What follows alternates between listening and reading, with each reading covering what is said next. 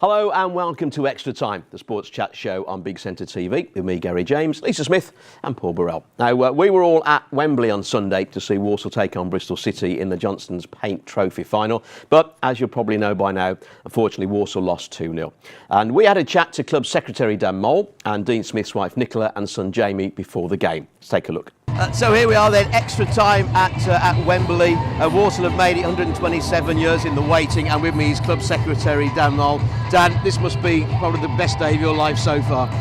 Best working day of my life. The best day of my life was either getting married or the arrival of my daughter, but the best working day of my life, certainly, yeah. It's not quite as comfortable as a sofa back at your studio, Gary, but it'll do, I think, for the afternoon. Well, I mean, thanks. I know you're really hectic in your Wembley. You're enjoying the whole weekend. How's it been so far? Oh, it's been wonderful. Obviously, been with the team on Friday, but I wanted to bring my family involved as well. So me, Daisy and Emma, we've been to Windsor Castle, Legoland, and then today's Wembley. So it's been a working weekend and a family weekend, which is just the way I like it. Well, thanks for taking the time out, just a few minutes to have a chat to us. And what's the feeling in the camp? Have you had a chance to meet to any of the players yet? Positive, really positive.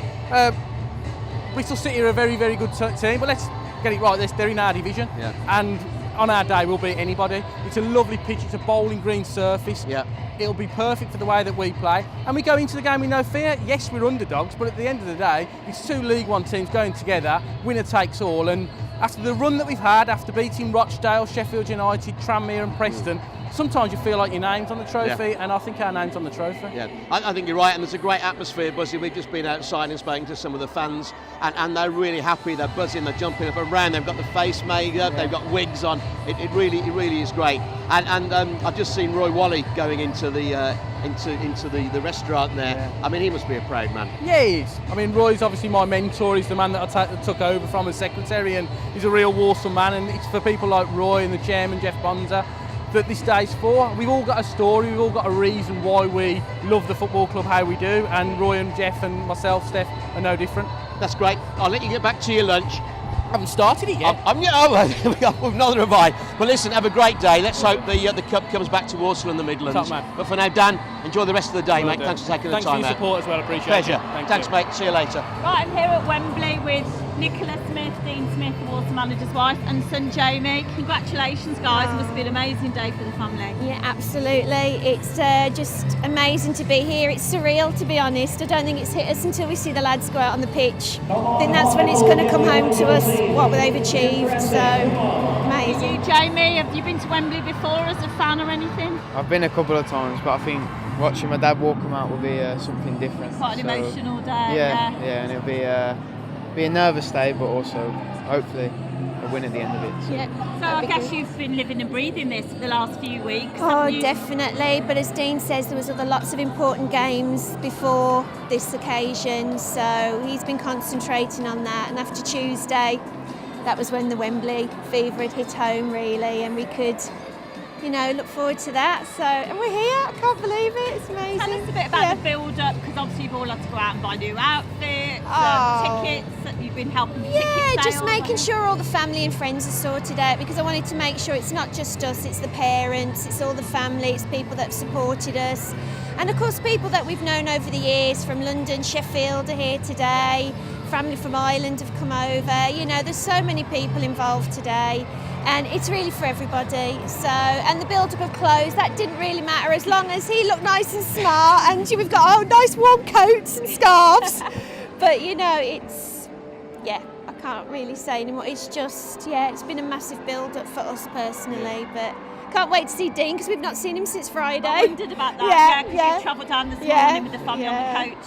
Yeah, so it'll be quite emotional, so I'll have the tissues ready. For you, Jamie, as a player, you're at the academy. Is this the pinnacle as a footballer to get, obviously, if you can get here yourself one day? Yeah, I think it's got to be. I mean, you just look at how many fans will fill this stadium, and the capacity crowd and the fans cheering, I think. And obviously the pitch itself as well, getting on there and playing in front of so many people would just be an amazing achievement as a footballer. Did the whole academy come down as well, all the lads here today? Most of the lads, I think some couldn't get down, but most of the lads have come to cheer on the club. So it'll be a good day, and hopefully a win day as well. We reckon Walsall's probably a ghost town today. I think everyone's here, aren't they? I think they are. There's quite a few coaches and cars with the flags coming down the motorway today, so Yeah, there's a lot, and we know an awful lot of people that have got tickets to come down. So I think the whole of Sutton Coldfield are here today. So it's amazing. The other wives amazing. as well, are they all dressed I think up? yeah. Richard O'Kelly's wife is here, Neil Cutler's wife is here, John Whitney's wife is here. Some more of the staff are here, and of course footballers and their partners and their wives. So yeah, there's a good few. There was 49 coaches left Walsall ground this morning. Coaches. Yeah, in convoy. Brilliant. So, yeah. Wish you all the best. We've got everything, fingers and toes crossed. Thank for you so much. Thank Thank you. you, Lisa. Yeah. Thank you. Well, I think it was a decent game. Walsall never gave up, and if that shot that had hit the post from Cook had gone in, well, who knows? Probably a different story. But I think respect to Bristol as well for not closing in when it was 2-0 up. They kept going, looking for the third goal, and a great day for not just the team, but everybody that works at Walsall, and happy memories, I think, taken away, even though they didn't win. I think it was still a great day and a great piece of history. So you guys were obviously there. We were all there together. What do you think? And we heard your dulcet tones, background stadium announcer. Do you know, I wouldn't have done that to you if I didn't know that she was doing her job there. But he tried to phone Who could talk the loudest? You wouldn't pick up. But You would win that one. what do you think of the day? Thought it was a great day, and I think even though the Walsall fans will be licking their wounds today, I think in a week's time, a fortnight's time, they will look back at that day for what it was. It was one of the proudest days in the history of the club. Okay, they didn't win, but there were a lot of dreams realised. I mean, listening to Dean's wife there, Nicola, the enthusiasm, that's what that club is all about. It's a big family atmosphere down there, always. You got the young lads in the academy. We were doing dedications over the microphone for 93, 95-year-old Walsall fans and Bristol City fans that never thought, well, certainly from a Walsall point of view, never thought they'd ever go to Wembley to see the Saddlers, and they have now, and that's important. And Wembley put on a great show, didn't they, Lisa? They, with all the fireworks and the dancing girls. And I think it had all the razzmatazz. It was a real family day out, and I think it probably provided an amazing experience. And of course, also wanted to win, and we were really hoping that they would, at the very least, get a goal for the fans. But I think there's no disgrace in losing to the team that will probably go on and get promotion from that league. Yeah. They really are a good side, and I think Dean conceded in the end that probably the strongest team won. But as you say, Walsall gave their all, and I think there were a lot of proud people yesterday. Yeah, you're right. And from your experience, because obviously you're a stadium announcer at Wembley, you do quite a few of the games, Paul. How does that fit into the number of games you've done in the past? Well, I've always said I'm lucky because I do a lot of finals, and I do things like FA Cup finals, England matches and things like that, semi-finals. But the thing is, the Johnston Paints and the other sponsors before them, the Leyland DAF and Auto Windshield, I always like those matches because it's like Disneyland for football fans that wouldn't normally get to Wembley. And you see families coming, you see the face painting, and it really is a fabulous atmosphere. And you're right, Wembley put on a great show, and it was just fantastic for this town. And you say they come back, heads held high, they never gave up. And I thought it was really nice that Dean Smith, the manager, at the end, he stood on the pitch and he shook hands with every one of the Bristol City players, and they came down after picking the cup up. Well, Dean's a class act. He's a sportsman. Yeah. You know what I mean? And anyone that's talking football knows that was a tough task to beat Bristol City. They are by far the best side in that league at the moment, and they will be in the Championship next year. No disgrace at all. And Dean, and great to see the Chambers twins as well playing at Wembley, because we all know their loss over the last 18 months. Their father was such an influence on their career and school days, of course.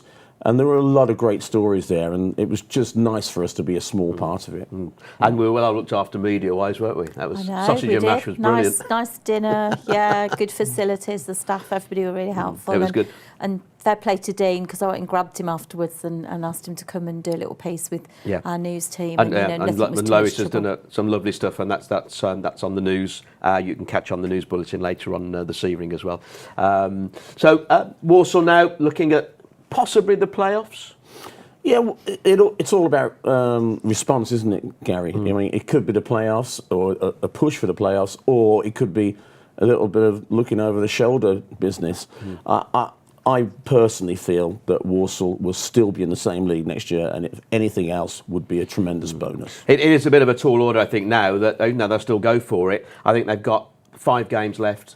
They're 10 points off the playoffs at the moment. They need a lot of other results to go against them. And the last game of the season is against Bristol City. Yeah, I think the good thing, they haven't got distraction now. Wembley has clearly been, although I know they were trying not to make it the focus, but I think you can't help but get caught up in that. Now that's done and dusted. Dean was saying they'll have a couple of days off, regroup, and then it's Chesterfield, I think, Chesterfield, on Saturday. yeah, Chesterfield. So they bounce back and hopefully get back to winning ways. Great. Okay, for now, the half-time whistle is about to blow. So we'll take a break. We'll be back after the break for the second half. So see you soon. It's the half-time on Extra Time.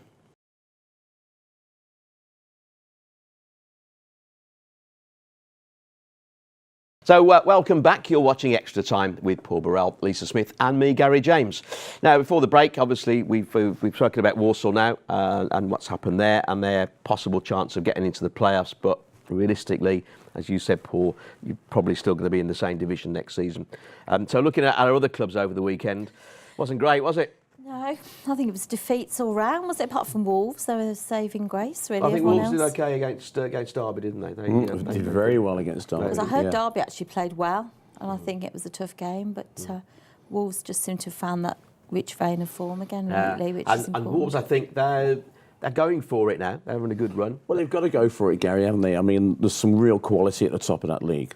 Bournemouth, Norwich, Middlesbrough, they're all playing really well at the same time, and that really is going to go to the last day of the season. And there's no reason why Wolves can't be part of that, but they've just got to keep going, particularly at Molineux. Yeah, I mean, now they're in 8th place in the division, in the Championship. They're 2 points off the playoffs. So Which is nothing. No, it's not. It isn't. It's one game, isn't it? Yeah, it's nothing. And if the others go with them. So I just have this feeling that I think they're going to get there. I think they'll be doing it. It'd be great if they could. Yeah. So it would be great, and for Kenny Jackett has just done a fantastic job there. Just a brilliant job, and his former club Watford, they're playing well as well. And of course, Troy Deeney, ex-Walsall, was there supporting the Saddlers at Wembley yesterday. Keep that Midland roll going. Yeah. No, I think so. Good.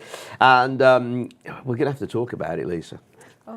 Villa. I mean, Wales really, as the Welsh, they really stuffed us, didn't they? Blues and Villa. And the rugby, yeah. And the rugby. Yeah, it was a bit disappointing. I think the Tim Sherwood factor and the excitement that we'd had about the double Derby wins and the Wembley appearance, another Wembley trip looming. I think we kind of thought this might have been a winnable game. No disrespect to Swansea, they're a decent organised side. But if you look at Villa's forthcoming fixtures, they've got Man United, Tottenham, Man City. Where are the points going to come from? So they really needed a win. They were slow to start. Had a few chances, some poor refereeing. Again, I thought they didn't get many decisions go their way at all. Some really strange decisions. And then obviously you've got to, if you're going for the draw, you've got to hang on to the last minute, and 2-3 minutes from time, Gomez, who else popped up and nicked the winner. But it was interesting, Lisa, because the bottom 6 teams all lost. Yeah. And at the moment, Villa are getting away with that. They're losing, other teams are losing at the same time. There comes a time when one of those teams will put a mini run together. Well, there are only 8 games left for most of the teams, 9 for Leicester, and I think it's QPR, I'm not sure. But they've got a game in hand. But Leicester are capable of putting 2 or 3 together. Yeah, they've got some quality players. Didn't they? I mean, in my job at Arsenal, I see all the teams, obviously. Leicester are about the 3rd best team that have come to the Emirates this season. Yeah. Seriously. And Villa and Stoke were the worst 2 teams so far that have come to the Emirates. And that's just the way it goes. But the games are running out. They've got to start scoring. Yeah, you're right. And looking at the league table, I mean, the Villa, they're 3 points above the drop at the moment. And as you say, with those games up, when I looked at it, the only possible points they're going to pick up, possibly QPR, possibly, but then they've got Burnley. Burnley, last game of the season. And I think that could be the decider. Yeah. It could be. It could be. You wouldn't want to wait till then, really, I don't think. It's difficult to look at games and say, oh, we're going to win this one, we're going to draw this one, or whatever. I mean, Alan Shearer on TV over the weekend was saying it's 1 out of 4 now. That's Villa, Burnley, Hull, and Sunderland. Yeah. He thinks QPR and Leicester have gone. I personally think QPR have gone. I'm not so sure about Leicester, even though they are rock bottom at the moment. I think they're capable of at least putting pressure on the other teams. And you think, Lisa, do you think Tim Sherwood's got time to turn it round, do you think? It's difficult. I think the change needed to come far sooner in the season, but he has definitely got them playing better. They're more attacking.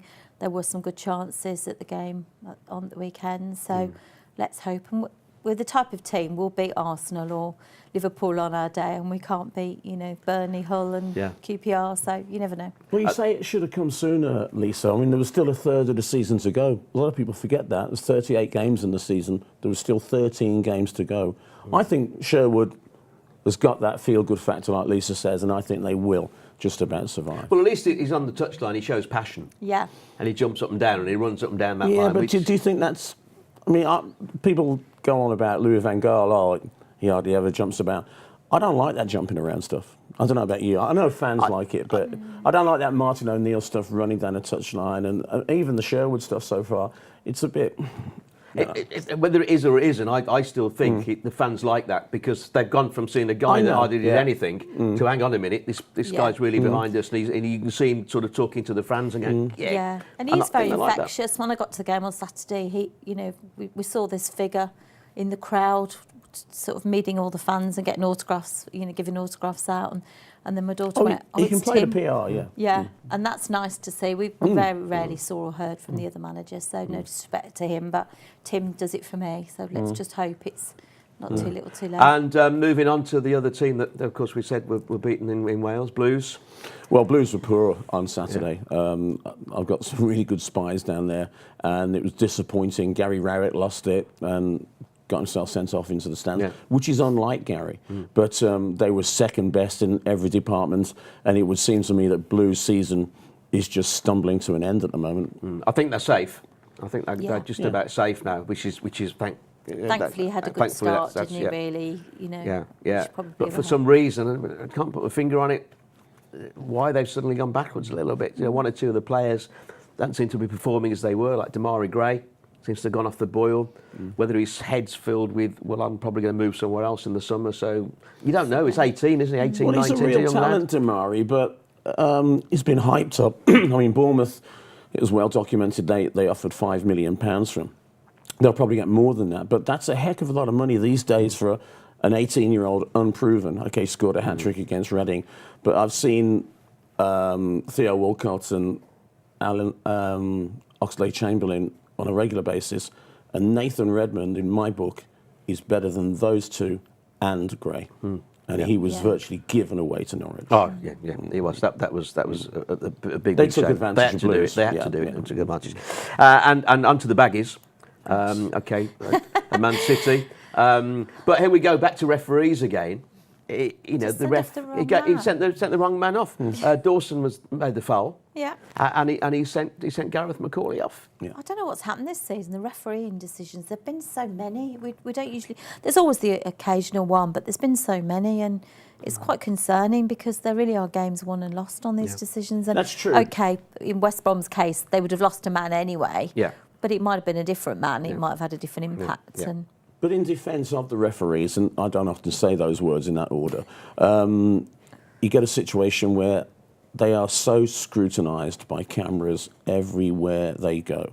Every single decision, whether you're in the conference or in the Premier League, League One, whatever, it's there for everyone to see, and that is some kind of pressure. But you're right, they got it wrong. It happened last year, Chelsea against Arsenal, the wrong person was sent off. And I actually think to see Steven Gerrard yesterday come in front of the cameras and say, I've let myself down, I've let everybody down, I really apologise. I think the referees, like they do in the USA, should come in front of the cameras. If they're asked to explain a decision, I think they really should explain it. Yeah, you're right. It'll never happen in my eyes. No, I don't think you will. But just relating it back, I was probably like you. I was watching the rugby at the weekend, which was just incredible. But just on the referees, they're mic'd up. They've got a little camera on as well. Everyone can hear what they're saying when they're talking to the players, so you know what's going on and why he's made that decision. Yeah. It's brilliant. And the players go, "Okay, ref, thanks very much," they don't argue and walk away. Well, that French try, the one try, we all thought on the screen at the football that it was no way a try. and then the technology proved it was. And you know, and talking to people afterwards, when you saw it replayed, it was actually the dead ball line, and it was right decision. So I think it's going to have to come in. You know, all referees are going to have to start becoming more accountable. And I mean, there's the linesman, the fourth official, but for some reason there doesn't seem very much feedback. I don't know what's going on with football. We definitely need some help. I think football seems to have a kind of arrogance about it, like we don't have to do that like tennis and I think you're rugby right. do. I mean, look at Hawkeye in tennis, unbelievable. I mean, I'm a McEnroe fan, but he wouldn't have won half the Grand Slams he did if Hawkeye had been around those. Mind you, we wouldn't have won days. the World Cup in the football, would we, if we'd have had goal line technology? Possibly. So. And coming to the end of the show now, but finally, our congratulations have to go to Blues ladies. Amazing. Birmingham City ladies, they beat Liverpool 3-1 at Solihull Moors on Sunday in the FA Cup, takes them to the next round. And their season starts properly on the 29th of March at Solihull Moors. 2 o'clock kickoff, I believe, and they've got Man City down at Solihull Moors. It's worth plugging, Gary, because the ladies' game is brilliant. They don't harangue the referee. They don't dive around like they've been shot by a sniper.